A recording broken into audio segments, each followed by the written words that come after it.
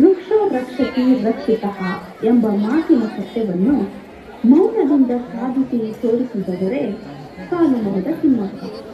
ಕಾಡಿಗೆ ಕೈಲಾಸವೆಂದು ಸಮಾಜ ಸೇವೆಗೆ, ಗಿಡಮರಗಳ ರಕ್ಷಣೆಗೆ ತಮ್ಮ ಜೀವನವನ್ನೇ ಮುಡುಪಿಟ್ಟ ಸಾಧ್ವಿಯೇ ವೃಕ್ಷ ಮಾತೆ ಸಾಲುಮರದ ತಿಮ್ಮಕ್ಕ.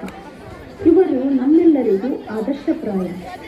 ಇವರ ಹುಟ್ಟೂರು ತುಮಕೂರು ಜಿಲ್ಲೆಯ ಕಕ್ಕೇನಹಳ್ಳಿ ಎಂಬ ಗ್ರಾಮ. ತಂದೆ ಚಿಕ್ಕರಂಗಯ್ಯ, ತಾಯಿ ವಿಜಯಮ್ಮ. ಇವರು ಚಿಕ್ಕ ವಯಸ್ಸಿನಲ್ಲಿಯೇ ರಾಮನಗರ ಜಿಲ್ಲೆಯ ಮಾಗಡಿ ತಾಲೂಕಿನ ಹುಲಿಕಲ್ಲಿನ ಬಿಕ್ಕಲ ಚಿಕ್ಕಯ್ಯ ಎಂಬುವವರನ್ನು ವಿವಾಹವಾದರು. ಬಡವರಾದರೂ ಪರೋಪಕಾರಿ ಬದುಕು ಚಿಕ್ಕಯ್ಯನವರು. ಪತಿಗೆ ಸತಿ, ಸತಿಗೆ ಪತಿ ಎಂಬಂತೆ ಇಬ್ಬರದು ಸಂತಸದ ದಾಂಪತ್ಯ. ಇವರಿಗೆ ಸಂತಾನ ಭಾಗ್ಯ ದೊರೆಯದ ಕಾರಣ ಧರ್ಮ ಕಾರ್ಯಗಳಲ್ಲಿ ತಮ್ಮನ್ನು ತೊಡಗಿಸಿಕೊಂಡರು. ರಣ ಬಿಸಿಲಿನಲ್ಲಿ ದಾರಿಕೋಕರು ಗಿಡಮರಗಳ ನೆರಳಿಲ್ಲದೆ ಪಡುತ್ತಿದ್ದ ಪಾಡನ್ನು ಗಮನಿಸಿ ಪತಿಯ ಸಹಕಾರದೊಂದಿಗೆ ಆಲದ ಮರದ ಕಂಬಗಳನ್ನು, ರಸ್ತೆಯ ಇಕ್ಕೆಲಗಳನ್ನು ನೆಟ್ಟು ನೀರೆರೆದು ಪೋಷಿಸಿದರು. ಈ ಕಾರ್ಯವನ್ನು ಅವರು ಮುಂದುವರಿಸುತ್ತಾ ಸುಮಾರು 8,000ಕ್ಕೂ ಹೆಚ್ಚು ಗಿಡಗಳನ್ನು ನೆಟ್ಟು ಬೆಳೆಸಿ ಪೋಷಿಸಿದ್ದಾರೆ. ಕೆಲ ವರ್ಷಗಳ ನಂತರ ತಿಮ್ಮಕ್ಕ ಪತಿಯ ವಿಯೋಗದಿಂದ ಹೊರಗಿದರು. ರಮೇಶನೆಂಬ ಒಬ್ಬ ಬಾಲಕನನ್ನು ದತ್ತು ಪಡೆದು ಸಾಕಿ ಬೆಳೆಸಿದರು. ಎಂತಹ ಪರಿಸ್ಥಿತಿಯಲ್ಲೂ ತಾವು ಕೈಗೊಂಡ ಕಾರ್ಯವನ್ನು ಮಾತ್ರ ಮರೆಯಲಿಲ್ಲ. ತಿಮ್ಮಕ್ಕ ಪ್ರತಿದಿನ ತಾವು ನೆಟ್ಟ ಗಿಡಗಳೊಂದಿಗೆ ಸಂತೋಷದಿಂದ ಕಾಲ ಕಳೆಯುತ್ತಿದ್ದರು. ಇವುಗಳ ಆರೈಕೆ ಮಾಡುವುದೇ ಇವರಿಗೊಂದು ಹಬ್ಬವಾಗಿತ್ತು.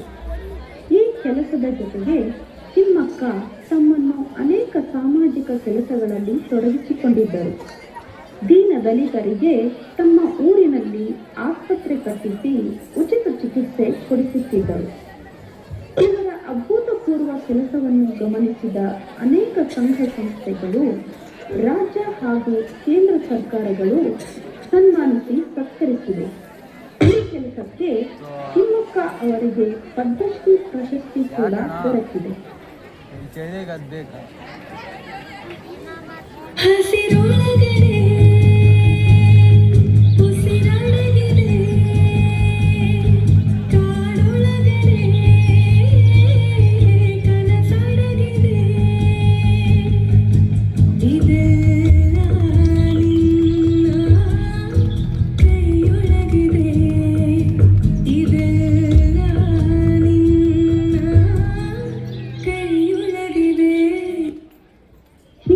ತಿಮ್ಮಕ್ಕ ನಮ್ಮೆಲ್ಲರ ಕಣ್ಮಣಿ ಆಗಿದ್ದರು.